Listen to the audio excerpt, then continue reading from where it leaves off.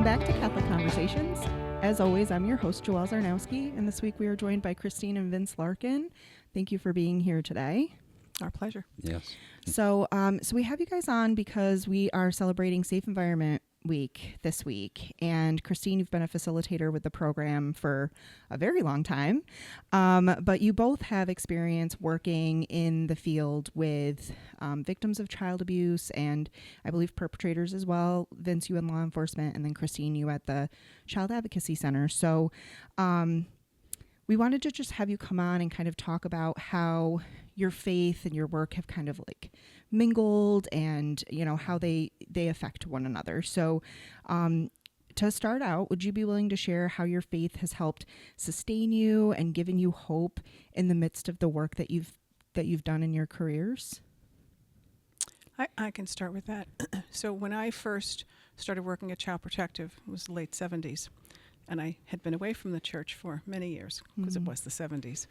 And we actually both worked the same case. And we had a trial, one of my first criminal trials going on with a little 7-year-old who had to identify her offender in trial in a public courtroom, who was actually her stepfather. And she was 7 years old. And they asked her to identify the person, like point him out. Yeah. And she stood up, and then she passed out cold on the witness stand floor. Oh, goodness. And during jury deliberations, I came across the street to the cathedral, and I hadn't been in a church, and I can't even tell you how long. And I started having this conversation. It's like, I know we're not supposed to judge. I know it's your place to judge. But we have this system here, you know? Yeah. And if you could please help these jurors find him guilty. And then I lit 3 candles, and then I went back, and he was found guilty. And I thought, okay, there is somebody listening. You know, this is where I need to be, because I always had been very devout earlier. Yeah. And that was actually what always kept me sane, was that I knew that I wasn't alone, and I knew that there was hope throughout. Yeah. Yeah. And then Vince, how about for you? Very similar. Yeah. I was raised in a Catholic household, Catholic school, St. Lucy's Academy. Mm-hmm. And the endeavor and moving into interviewing children and adult women, very traumatizing. And eventually, I asked the Lord to help me, and I would pray before every interview, whether it was interviewing a victim or an offender. Yeah. And the Lord was always with me during that time period. Yeah, yeah. It's so powerful to know that you have that faith to depend on, and like you said, Christine, knowing that you're not alone in those very difficult situations, and trying to be present for the people that need you, and then also trying to, you know, it is very hard in those situations, I think, to not judge, because that's not our place. You know, that's why we have the justice system that we have, and then ultimately, you know, our final judge is, you know, God. So knowing that you have that faith to depend on, I feel like makes such a big difference when you are working in a field that is as difficult and heartbreaking as the one that you both worked in. So from your perspective and your, you know, professional background, you've obviously seen the effect that the Safe Environment Program here at the Diocese has had on our parishes, schools, communities. So what do you feel that program has done to help create safer spaces in our parishes and schools?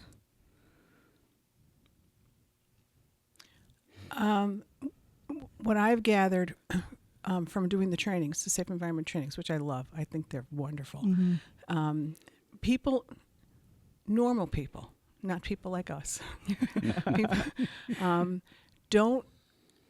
they have an innocence about that part of the world.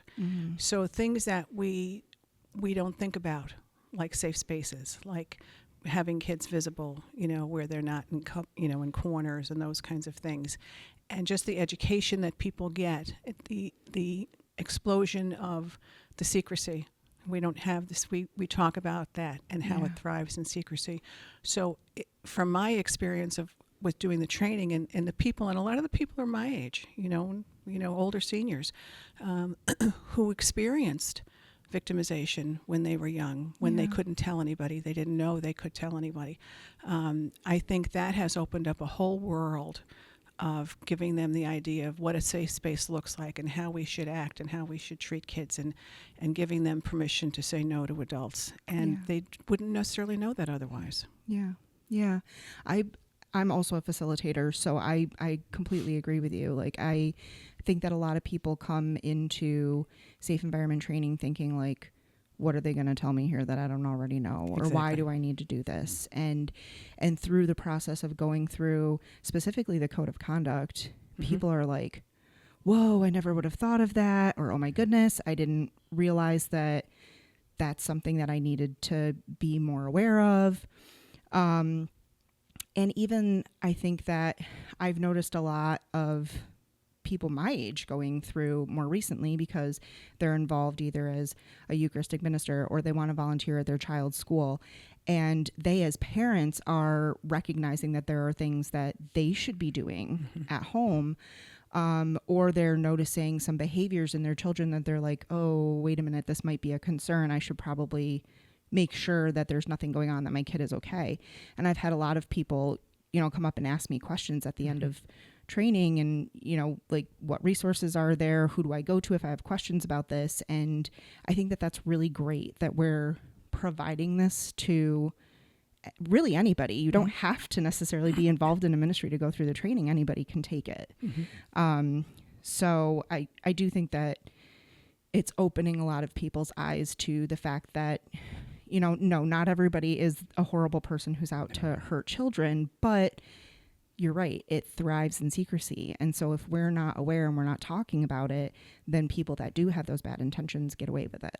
Exactly. So what do you think are some of the most important things that people should be aware of when it comes to protecting the most vulnerable in our communities? I think just being aware. Now, I'm smiling and laughing because through my certification for this program, it was the training I had to go that my wife gave. Oh, And she did a wonderful job, and my behavior was excellent. I listened, and she was right. yeah.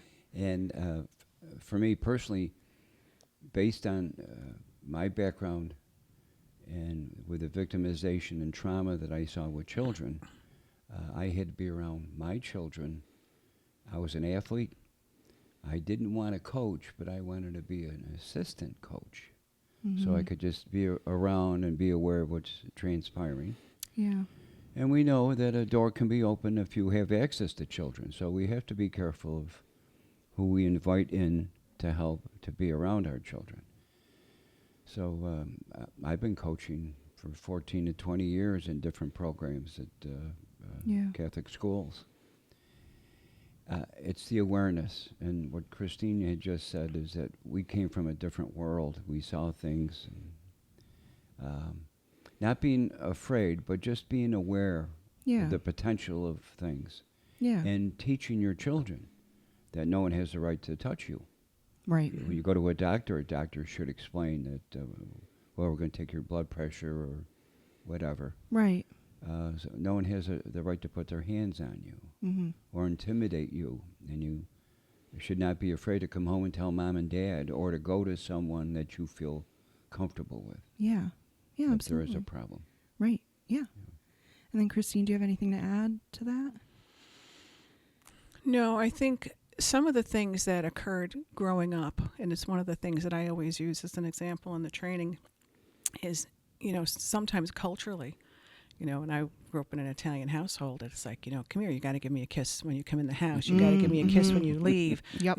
Those things that were part of culture. And what that does is it gives children the message that if an adult says you have to come here and you have to do that, you have to do that. Right. And just trying to explain to people that, that's not something that we should be doing anymore. We need to make sure that that kids know that they can say no to an Right, adult yeah. without it being disrespectful. Yeah. You know, and so some of it is just changing some of the social dynamics that we had.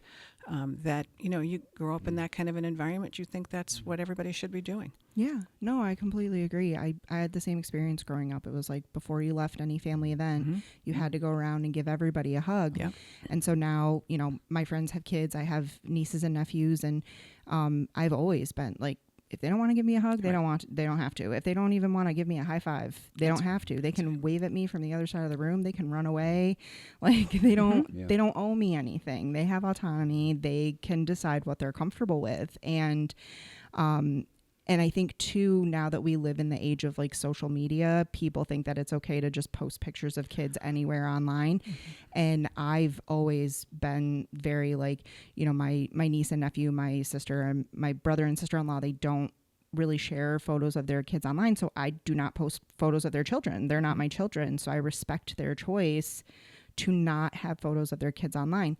My godson, you know, for his baptism, I asked his parents ahead of time, oh, is it okay if I, you know, post the photo of you know, me and the godfather with our godson? And they were like, yeah, he's your godson. You can do whatever you want. And I'm like, no, he's your child. So I think that just because we have like our phones in our pockets and they're a camera and people think they can just go out in public and like take pictures of whoever and put them online, we can't do that. Yeah.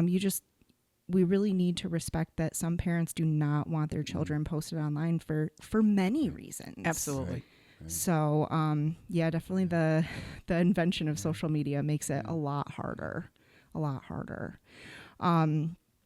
So as parents, you know, you've talked about, you know, your experiences as professionals, but then your experience as parents as well and grandparents. How do you feel that your professional experiences have kind of shaped the way that you dealt with things with your kids and now your grandkids? Again, you have a parent who is a child protective worker and a father who is a sheriff.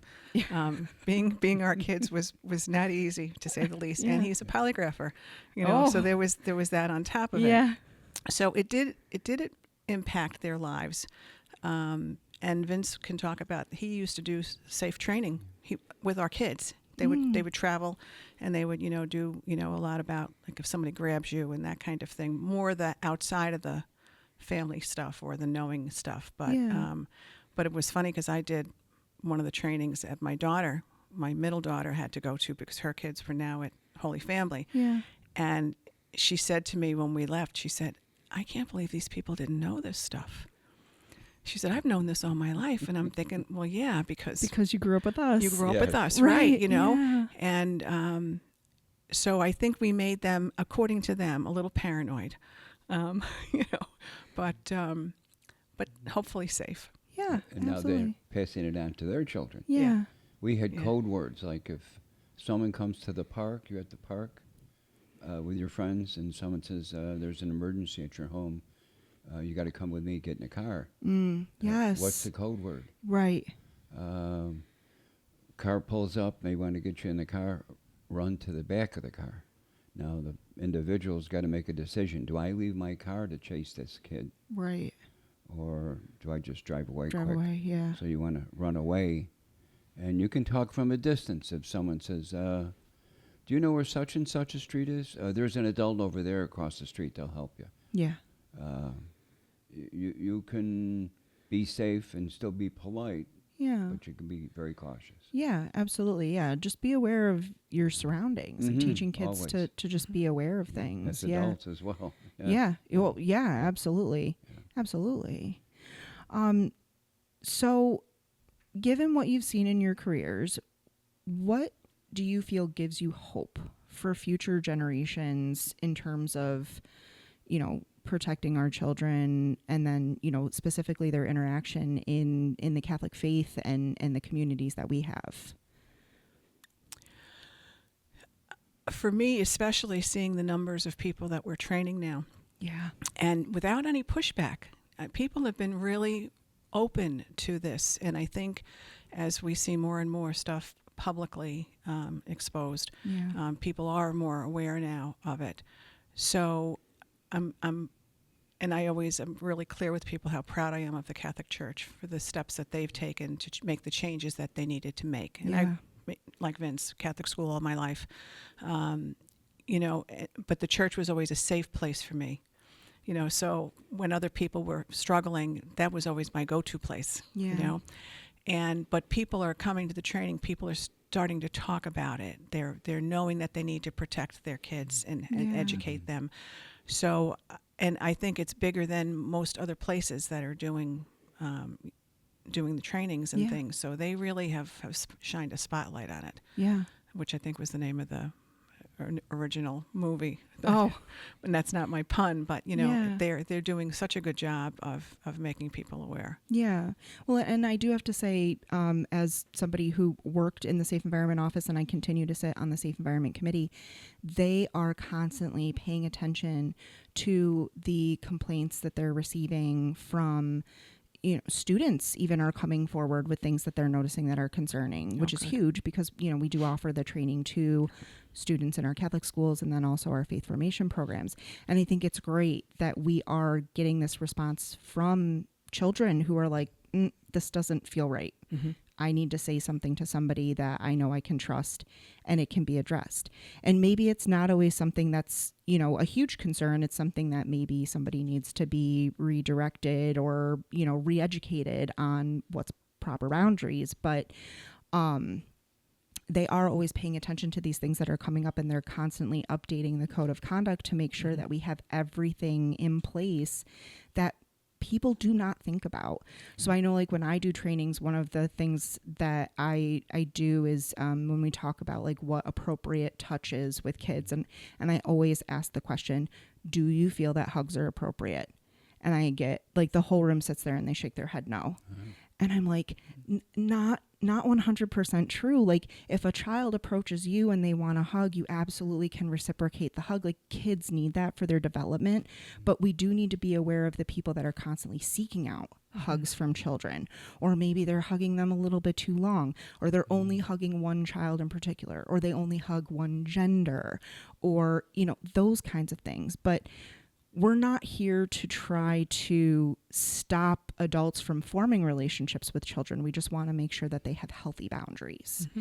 And I think that so many people, when they leave the training now, I know I've had people come up to me at the end of the trainings that I've done and they've been like, this is great. I never thought about this stuff. It's going to help me be more aware just out in the world. And then providing them with the contact information for the child abuse hotline or the vulnerable persons hotline, knowing that they have other resources if they do see something out in public. It's not just happening in churches and schools. Right. It's happening everywhere. And so to just be more mindful when you are out in the world and if you see something, you know where to go and who to go to. So, I'm very, very proud of the program that we have. It is. It's excellent. Yeah. So before we wrap up, what's one piece of advice or encouragement that you would offer to our listeners who want to do their part in protecting children and supporting a culture of safety in our churches and communities? Go ahead. I think that, and I do trainings for people in the profession who are going to be interviewing children, and a couple of different trainings that way. Yeah. And even professionals don't necessarily have the background who are doing the work, knowing this stuff. So if people can take advantage of it's only 2 hours training to come and learn the things that we don't necessarily know instinctively, so that they have a better education. If they're even around kids, they've got the neighbors' kids, they've got grandkids, they've got nieces and nephews. Yeah. This is something that can make a huge difference in a child's life, and I would suggest they take advantage of it. Absolutely. And Vince, how about you? And again, getting back to this program, it may encourage other avenues to open up licensing within the state for daycare centers. That could be a little bit more. Yeah. Little League coaches have to go through this training now. Scouts have done this for years. But I think this program is very unique. Yeah. It's faith-based. It's common sense. And I think we're opening doors for people to come in and be more like volunteers are needed to help children, Yeah. help the school programs. This is a vehicle that may open the eyes of other institutions that need to do something similar Yeah. or exact that we're doing here. Yeah. I agree. Yeah. Well, thank you both again so much for coming in and sharing your experience with us and helping us to celebrate this wonderful program that we have here in the Diocese of Syracuse that, in my opinion, is setting the bar for other dioceses in our country. So we're very proud of all the work that they're doing and really appreciate all of the care that they put into making sure that our children are safe. I agree. So, Thank you. Yes. Yeah, thank you. Thank you. And thank you to our listeners. We'll see you next week.